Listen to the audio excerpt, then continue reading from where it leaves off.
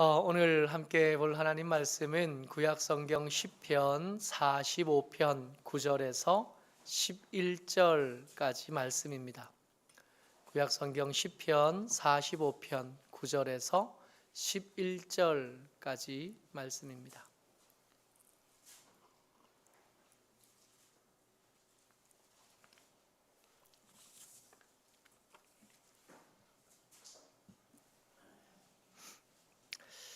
같이 읽겠습니다. 45편 9절에서 11절까지 말씀 같이 읽습니다. 시작. 왕이 가까이 하는 여인들 중에는 왕들의 딸이 있으며 왕후는 오빌의 금으로 꾸미고 왕의 오른쪽에 서도다. 딸이여 듣고 보고 귀를 기울일지어다. 내 백성과 내 아버지의 집을 잊어버릴지어다. 그리하면 왕이 내 아름다움을 사모하실지라. 그는 내 주인이시니 너는 그를 경배할지어다. 아멘. 시편 45편 말씀을 가지고 신부의 자격이라는 제목으로 말씀을 같이 나누려고 합니다. 시인은 이 시편 45편을 기록하면서 자기의 자부심, 자기의 당당함에 대해서 말을 해요. 시인이 자기가 하는 여러 가지 일들 중에 내가 제일 자부심을 가질 만큼 잘하는 것, 시인이 내가 하는 여러 가지 일들 한 가지만 하고 살지는 않잖아요. 여러 가지 하는 일들 중에 내가 사람들 앞에 또 하나님 앞에 내어놓을 수 있을 만한 최고의 덕목, 자기가 가진 것 중에 최고의 덕목을 이렇게 내려놓습니다. 이 덕목이 사실은 시인의 덕목이어서는 안 되고 여러분들과 제 덕목이 되었으면 좋겠고, 우리도 이렇게 이 시인처럼 이렇게 말할 수 있게 되었으면 좋겠습니다. 1절 말씀 같이 읽어요. 시작. 내 마음이 좋은 말로 왕을 위하여 지은 것을 말하리니 내 혀는 글솜씨가 뛰어난 서기관의 붓끝과 같도다. 나는 내 왕에 대해서 이야기하는데 내 왕에 대해서 이야기할 것들이 있는데 이걸 누구만큼 하냐 하면 서기관만큼 한대요. 여러분, 서기관은 하나님에 대해서 전문적으로 훈련받은 사람이고 그 하나님의 이야기를 기록하고 쓰는 사람들이 서기관들입니다. 근데 이 시인은 그 서기관만큼 하나님에 대해서 이야기할 게 많대요. 전문적으로 훈련받은 것 아니고요, 책을 통해서 배운 것 아닙니다. 이 시인은 서기관과 달리 자기 삶을 살아가는 중에 하나님을 만나봤고 자기 삶을 살아가는 중에 하나님을 경험해봤고 그 하나님이 어떤 분인지에 대해서 할 말이 있어요. 근데 그 할 말 있는 하나님에 대한 그 이야기가 시인이 할 수 있는 다른 모든 것들 중에 이걸 제일 잘하는 거예요. 어쩌록 저와 여러분들, 우리가 성도가 되었잖아요. 하나님을 아버지라 불러가면서 사는 사람들이 되었잖아요. 근데 그 아버지에 대해서, 우리의 구주와 주가 되신 하나님에 대해서 할 말이 있어야겠는데 몇 마디 성경 읽은 것, 외운 것, 성경 공부 시간에 들은 것 정도가 아니라 살아가면서 경험해 보니까 하나님이 이렇더라 말할 수 있으면 좋겠습니다. 아멘. 하나님에 대해서 할 말이 있어야 되지 않겠어요? 하나님을 믿는다 그러고 예배 드린 세월이 벌써 몇 년이에요. 하나님을 믿는다 그러고 하나님을 따른다 그러고 주를 안다, 주를 배워간 시간들이 벌써 오랫동안 되어졌는데 그 하나님에 대해서 할 말이 별로 없는 거예요. 네가 믿는 하나님이 어떤 분이시냐 물으면 당당함을 가지고 주저함이나 부족함이나 또 모자람이 아니라 내가 만난 하나님에 대해서 할 말이 있었으면 좋겠네요. 심지어 훈련받은 어떤 사람들보다 더 당당하게 말할 수 있는 것들이 있었으면 좋겠고, 없다 그러면 좀 이건 좀 문제가 있지 않겠나 하는 생각을 하는 겁니다. 모쪼록 우리 가운데도 이 시인처럼 하나님에 대해서, 내 왕이 되신 아버지에 대해서 넉넉하게 할 말이 있는 하나님의 사람 저와 여러분 되시기를 주의 이름으로 축복합니다. 이 시인이 자랑하는 하나님의 이야기, 시인이 소개해 주는 하나님의 이야기를 같이 나눌 건데 한 세 가지 정도로 나누어져요. 이 시인이 만나본 하나님은 어떤 하나님이었냐 하면 왕의 은혜, 이 하나님의 은혜는 풍성해요. 얼마나 넉넉한지 그 넉넉한 것을 말하는 것에 대해서 이 시인은 조금도 주저함이 없습니다. 한 번도 하나님의 은혜가 나를 굶주리게 하신 적이 없고 하나님의 은혜가 내게 부족하거나 모자랐던 적이 없었대요. 이 시인이 말하는 하나님이 그런 하나님이십니다. 2절 같이 읽어요. 시작. 왕은 사람들보다 아름다워 은혜를 입술에 머금으니 그러므로 하나님이 왕에게 영원히 복을 주시도다. 아멘.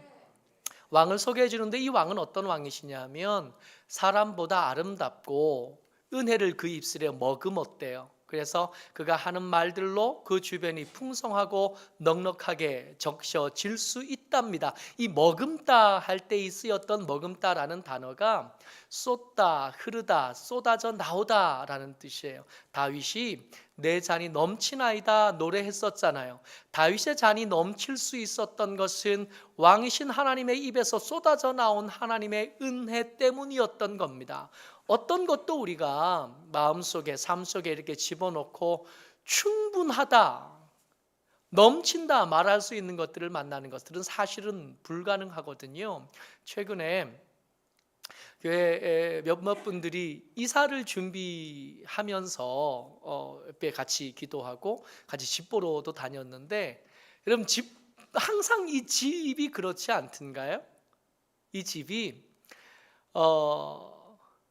처음에 제가 중학교 다닐 때까지였던 것 같아요. 저희 집에 방이 2개였거든요. 그 부엌이 딸린 방 하나랑 그 옆에 방이 하나, 방 2개짜리 집에 살았는데 그 2개짜리 집으로 처음 이사 갈 때 1개짜리 방 1개짜리에 살다가 방 2개짜리로 이사 갈 때 아유 그 집이 얼마나 넓든지요. 맨날 5 식구가 같은 방에 이렇게 자다가 2방으로 나눠 자게 된 거예요. 형하고 저하고 자고 동생이랑 부모님이 자고.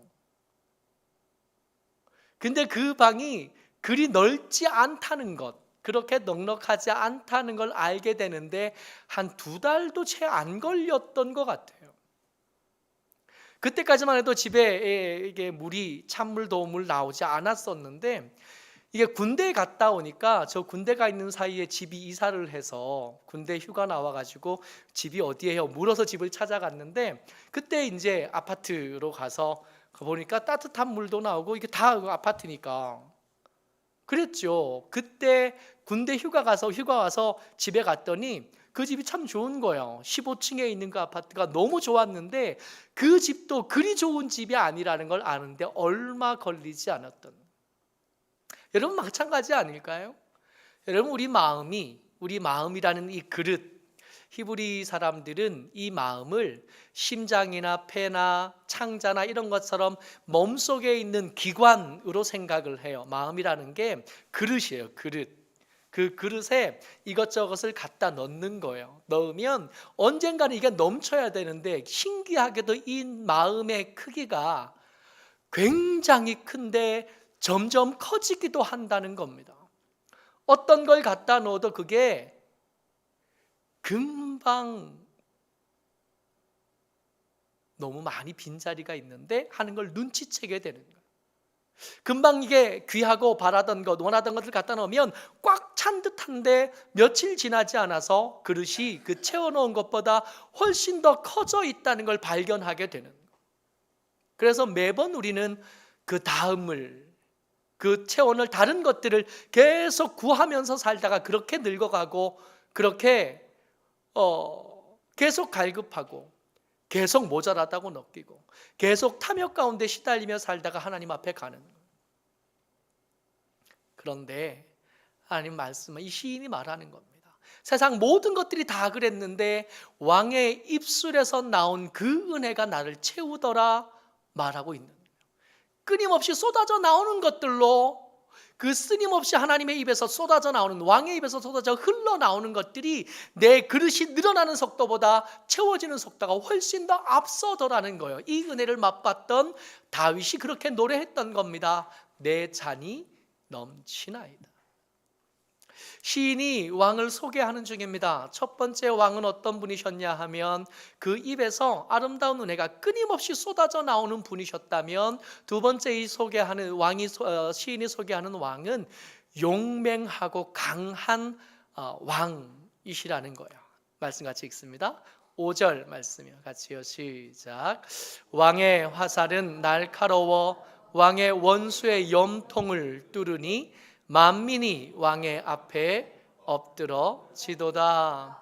아멘.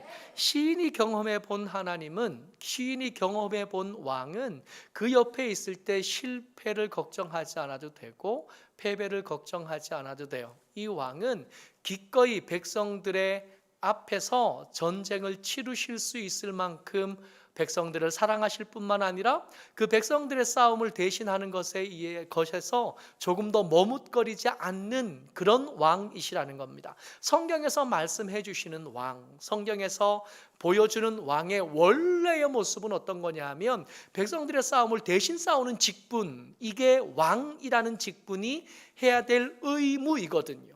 그 의무를 감당하면서 세금도 걷고 그 의무를 감당하는 중에 백성들을 징집해서 군대로 만들기도 하는 건데, 이게 세상 왕들이 이 하나님의 이야기를 제대로 이해하지 못하니까 백성들 앞에서 대신 싸우는 일에는 소홀해지고 대신 뭐만요? 세금을 걷는 일에만 열심히, 백성들을 징집해서 자기의 군대들을 만드는 일들만 열심히 하시니까, 열심히 하다 보니까 왕들에 대한 이상한 일그러진 그런 모습이 우리 가운데 각인되어져 있는 거예요. 그래서 우리가 권력자들을 바라볼 때, 저들을 바라볼 때 우리의 시선이 곱지 않을 수밖에 없어요.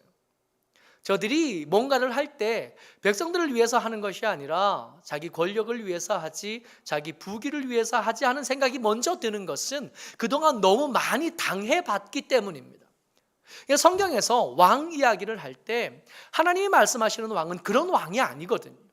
백성들을 빼앗고 착취하는 왕이 성경에서 말씀하시는 왕이 아니라, 성경에서 말씀하시는 왕은 어떤 왕이냐 하면 백성들 앞에서 백성들의 싸움을 대신 싸우는데, 그 대신 싸우는 왕이 얼마나 용맹하냐 하면 그의 날카로운 화살로 그의 모든 문제들을 다 해결할 수 있을 만큼, 심지어 백성들의 죄를 대신 지기 위해서 십자가를 향해 걸어가실 때도 왕이신 예수님은 당당하십니다. 십자가를 향해서 걸어가시면서 그 십자가에 오르실 때 예수님은 어쩌다가 길을 잘못 들어서 거기 도착하신 게 아니라 예루살렘에 올라갈 때부터 제자들에게 여러 번 이야기하신 겁니다. 나는 지금 예루살렘에 가는데 거기 가면 장로들과 제사장들이 나를 이방인의 손에 넘겨주게 될 거고, 거기서 내가 매를 맞을 거고, 거기에서 내가 죽을 거고 3일 만에 살아나게 될 거야.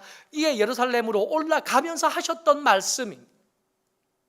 거기 가면 당신이 어떤 일을 당하실지 알고 계셨고, 그 알고 계시지만 그 자리를 향해서 걸어갈 때 조금도 머뭇거리지 않으셨고, 그 백성의 죄를 향한 싸움에 제일 앞에 서서 그 싸움을 싸우시는 일에 대해서 조금도 망설임이 없으셨다는 겁니다. 왕은 용맹합니다.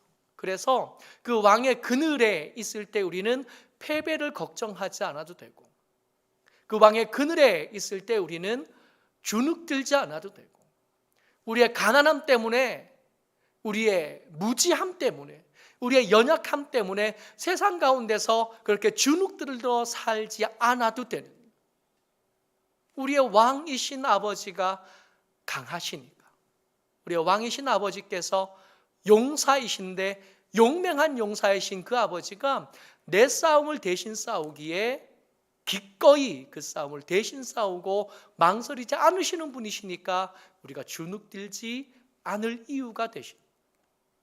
시인이 왕을 소개합니다. 시인이 소개하는 왕은 한결같이 그 자리를 지키시는 분이시라는 거예요.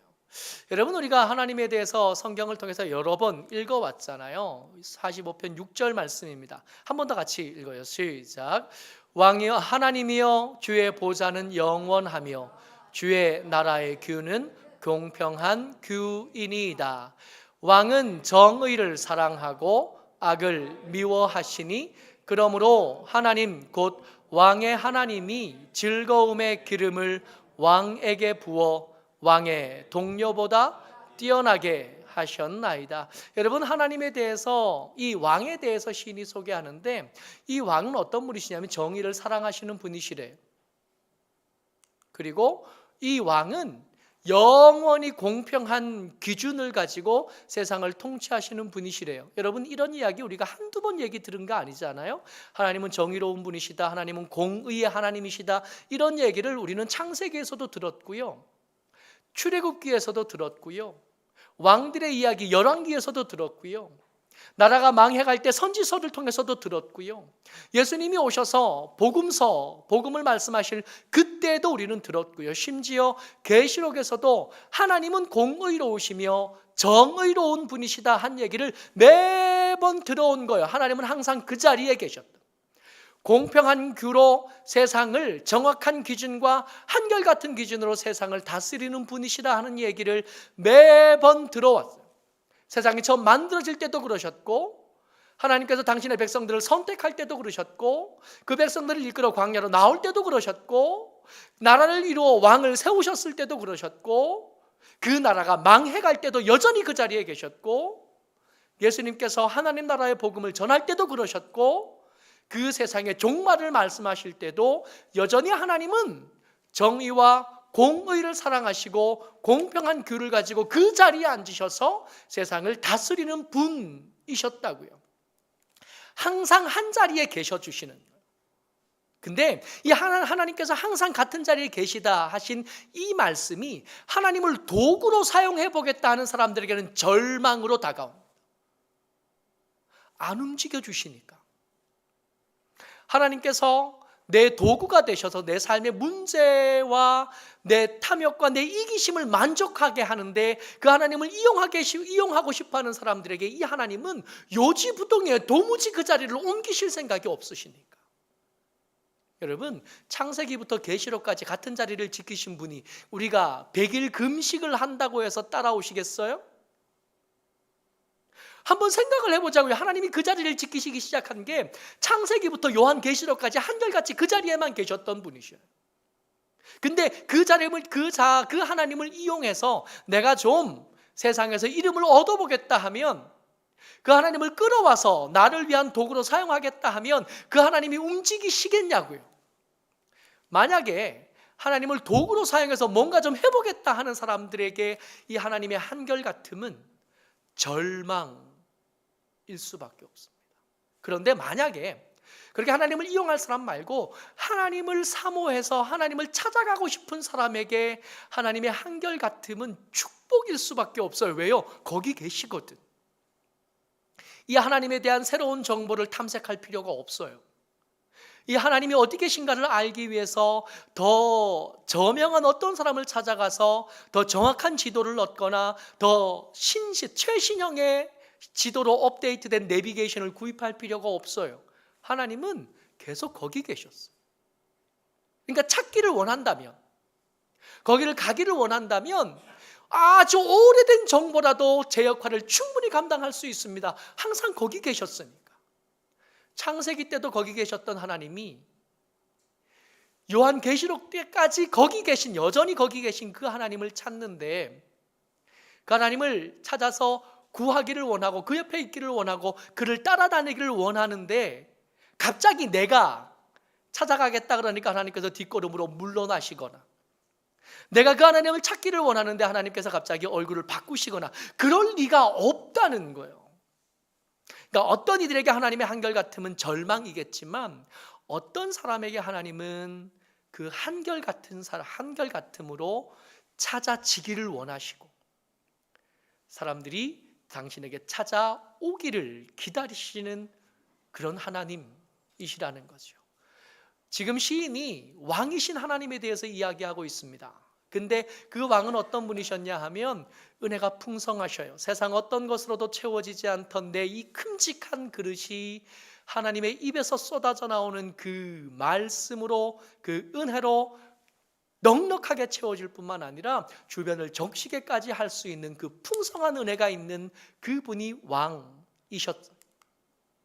그 하나님 우리의 싸움을 대신 싸기 위해 능하신 분이시고 기꺼이 당신을 희생하는 한이 있더라도 우리를 위해서 그 싸움을 끝내 마치는 분이셨습니다. 하나님은 한결같으셔서 찾기를 원하는 사람들에게 기꺼이 찾아지시는 그런 하나님이셨습니다. 문제는 이 하나님, 여러분, 이 왕이 가지는 그 풍성함, 그 용맹함, 그 한결같음을 누가 누리겠는가 아니겠어요? 아무리 좋은 게 있어도 그게 나와 상관이 없다면 아무 의미가 없잖아요. 누가 그 왕을 누리겠는가? 9절 같이 읽습니다. 시작. 왕이 가까이 하는 여인들 중에는 왕들의 딸이 있으며 왕후는 오빌의 금으로 꾸미고 왕의 오른쪽에 서도다. 아멘. 여러분, 왕의 오른쪽에 서도다 한 말씀을 좀 주목하여 볼 필요가 있습니다. 예수님께서 십자가에 조금씩 가까워지실 때 그 제자들 사이에서는 다툼이 있었잖아요. 그 다툼이 뭐냐 하면 이제 곧 예수님의 나라가 이 땅에 임하게 될 거다. 눈치를 봐도 알겠어요. 이제 곧 예수님이 변방으로 도는 시기는 끝이 나고 예루살렘에 들어가서 당신의 나라를 만드실 거다 하는 걸 제자들이 눈치를 챈 겁니다. 눈치챈 제자들이 갈등하기 시작합니다. 누가 왕의 오른편, 누가 예수님, 왕이신 예수님의 오른편에 서게 되겠는가?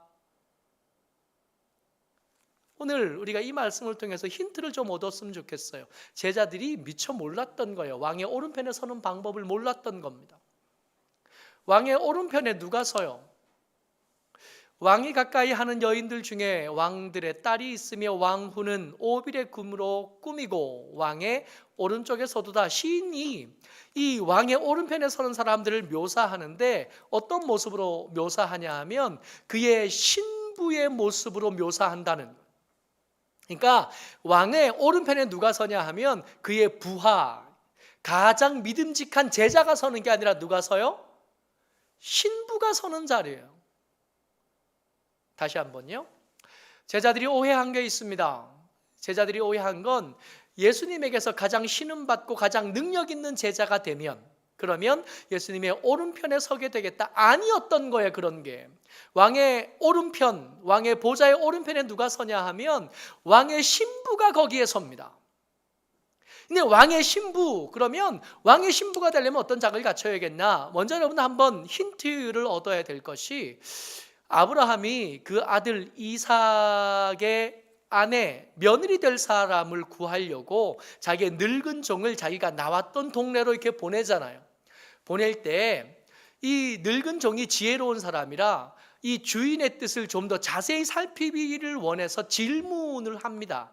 창세기 24장 5절 말씀이에요. 종이 왕의 며느리를 데리고 오라고 하는 주인의 의중을 더 자세히 살피기 위해서 질문한 거예요. 같이 읽습니다. 시작. 종이 이르되 여자가 나를 따라 이 땅으로 오려고 하지 아니하거든 내가 주인의 아들을 주인이 나오신 땅으로 인도하여 돌아가리까. 지금 종이 궁금한 건 뭐냐 하면 이 주인의 아들에게 가장 적당한 여자를 발견했어요. 이 여자라면 우리 이 주인의 아들의 아내가 되기에 가장 좋을 것 같아. 그러니까 물어볼 거 아니에요. 여차여차해서 우리 주인이 나를 보냈는데 이 주인이 부자다. 이 주인이 부자고 그에게 아들 하나 있는데 그 아들에게 시집 가면 그 아버지의 유산이 딱 당신 거가 될 거다. 가겠느냐? 나는 이 땅에 좋은 게 너무 많아서 이 땅에 여전히 살고 싶은데 아들이 그 재산 가가지고 우리에게 오면 안 되겠냐? 라고 말할 수 있다는 거예요. 그냥 아브라함이 대답했죠. 그러면 그거 아닌 거야. 거기가 핵심이 아니라 여기가 중심지니까 여기로 와야 돼. 시인이 생각하는 왕의 신부의 자격. 같이 읽습니다. 10절 말씀이요. 시작. 딸이여 듣고 보고 귀를 기울일지어다. 내 백성과 내 아버지의 집을 잊어버릴지어다. 아멘. 왕의 그 풍성한 은혜를 누리는 방법, 우리를 대신해서 기꺼이 당신의 생명까지 내어줄 만큼 용맹하고 헌신적인 그 사랑을 누리는 방법, 아버지 집을 잊어버리는, 세상에 살면서 누리던 이런저런 것들, 세상에서 크다라고 말하는 것들, 예수님 말씀 속에서 그거 큰 거 아니었는데 하고 부딪히는 것들이 생겼을 때 기꺼이 세상을 버리고 예수님 말씀하시는 것을 따라 세상을 끊고 그 보좌 옆으로 오는 것, 이게 왕의 용맹함과 왕의 풍성함과 한결같이 그 자리를 지키시는 왕의 은혜를 누리는 방법이다 말씀하고 계시는. 여러분, 우리가 하나님의 은혜 가운데 소외된 것처럼 느낄 때가 있더라고요. 하나님이 내게만 야박하시고 내게만 인색하시다고 느껴질 때가 있더라고요. 왜 그런 일이 벌어질까요? 시인이 소개하는 그런 왕하고 너무 다르잖아요. 여러분, 우리가 믿는 하나님이 우리에게 그렇게 풍성하셨습니까? 우리가 믿는 하나님이 우리에게 우리의 싸움을 기꺼이 대신 싸워주실 만큼 그렇게 헌신적이셨습니까? 하나님께서 우리에게 그렇게 쉽게 찾아지실 만큼 같은 자리를 지켜주셔서 우리가 찾을 때마다 우리에게 찾아지셨습니까? 혹시 아니었다면 뭐가 문제인가 하면 하나님께서 하나님에게서 이 왕에게서 얻는 유익은 다 얻을 욕심이 우리 가운데 있는데 하나님이 말씀하시는 방법으로 삶을 살아가기가 싫은 거예요. 이게 두 손에 이게 하나씩 붙잡고 하나를 놔야 이거 가질 텐데 이거 놓기가 싫은 거예요. 하나님의 은혜도 참 좋은데 세상에서 누리던 그 야망들, 그 쾌락들도 너무 좋은 거예요. 우리 생각하는 거죠. 둘 다 가졌으면 좋겠는데. 그러다 보니까 왕은 그런 분이 아니신데 우리 가운데 인색해지시다. 느껴지는. 하나님은 내 싸움을 대신 싸우시는 게 아니라 내 싸움 가운데 나만 이렇게 혼자 던져주신 것처럼 느껴지는, 양손에 다 잡고 어느 것도 놓지 않으려고 하는, 가운데 어디쯤 서서 세상과 하나님 그 가운데 어디쯤에 서서 나는 여기가 좋사오니 여기서 집 세 채라도 더 많이라도 짓겠습니다. 여기 있었으면 좋겠습니다. 그러고 있었던 것은 아닌가 말이에요. 정리하셔야 돼요. 세상에서 살던 세상 가치를 따라 살던 삶을 정리하지 않는 한 하나님의 풍성함은 내 거 아닌 겁니다.